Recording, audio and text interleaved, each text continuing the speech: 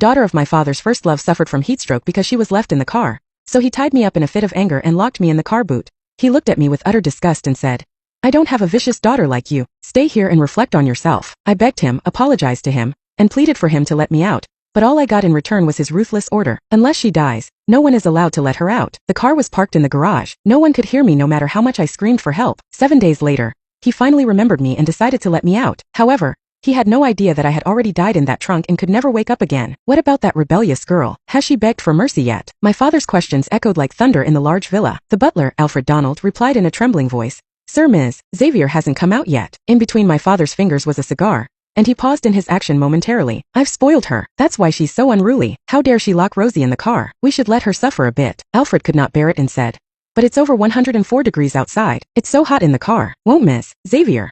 Ha hot. I want her to feel the heat. Let's see if she'll treat Rosie like that again. Only when she feels the heat in the car will she stop doing things like that." My father's voice was indifferent, as if he had entirely forgotten that I had been locked in the trunk for 7 days. Alfred tried to say something more, but my father interrupted impatiently. "Enough. Do you think no one's been secretly sending her food? She's fine. She won't die." Hearing that, I could not help but laugh, but no one could hear me. It was because I was already dead. I died 4 days ago. Since then, my soul had been following my father. "Mr. Xavier, don't be mad anymore. Let Blake out. It's so hot outside. She must be suffering," Rosie Sutherland said from upstairs as she emerged from what used to be my room in a pure white nightgown. My father's expression softened instantly, exuding a tenderness I had never seen before. Rosie came downstairs and sat next to him, looking innocent and elegant. "Ignore her. You're just too kind. She locked you in the car and caused you to faint from heat stroke. She deserves some punishment." My father's eyes were icy, as if he were talking about an enemy when he mentioned me. But why? Was I not his daughter? Alfred went into the villa's kitchen while muttering quietly to himself. Instead of caring for his own daughter, he dotes on someone else's. "Mr. Xavier, you're so kind. If only you were my real father." Rosie sobbed slightly as she leaned on my father's shoulder. My father replied, "Silly girl, I'll be your father if you're willing." "Rosie, you're a grown-up. Why are you still acting like a spoiled child?"